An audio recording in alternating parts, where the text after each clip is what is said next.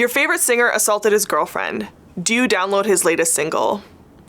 I've been having this conversation with literally thousands of folks across the country for years, and we hear kind of the same kind of three comments that people come up with every time.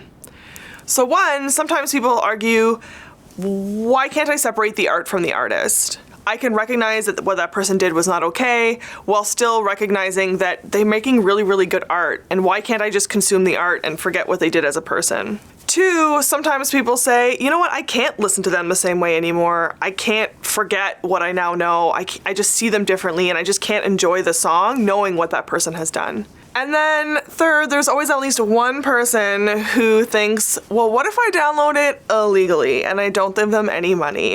Am I still doing the right thing? So again, I like that you're recognizing that by downloading that song, you're putting money in that person's pocket. That's cool. You're recognizing that you have a role to play. But at the end of the day, you're still making that person famous. You're still making them popular. And so are you actually being as subversive as you think you are? I would say no. Now, knowing that, thinking about that, what is your role as a bystander? As a consumer of music and art and pop culture, what is your role as a bystander?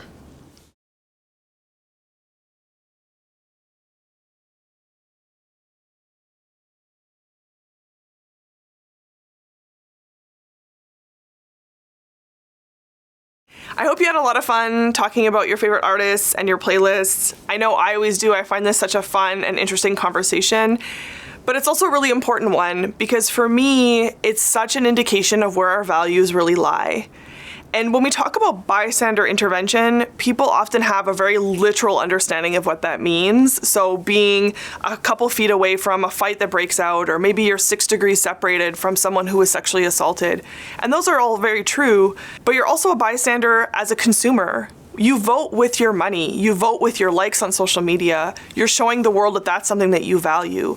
And so when we choose to ignore what an artist has done because their latest single is your jam of the summer, then we're sending a message to survivors that we don't really care about what happens to them. And we're also sending a message to abusers that you can get away with harming people if you're a really good musician or you're a really great athlete. And so we want to be conscious of the fact that every little choice that we make every day creates the culture that we want. And so for me, I always go back to, are your values actually matching up with your actions? It's great to call yourself an ally. It's great to post things on social media about how much you support survivors, but are you actually doing the work?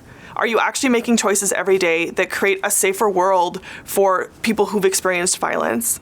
And it's okay that it's complicated. It's fine that it's a complex issue. Maybe for you, you draw the line at, I can separate the art from the artist, but I'm always going to make sure to speak out and say, I really like this film, but I don't like what that person has done. Maybe for you, you'll continue to stream them, but you won't go to their shows or you won't like them on social media.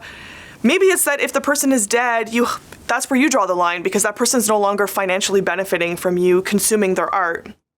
It's okay that there's lots of different answers. I just really want you to think about the reality that every day you make a choice that creates the world, and you have to decide if that's the world that you want to live in.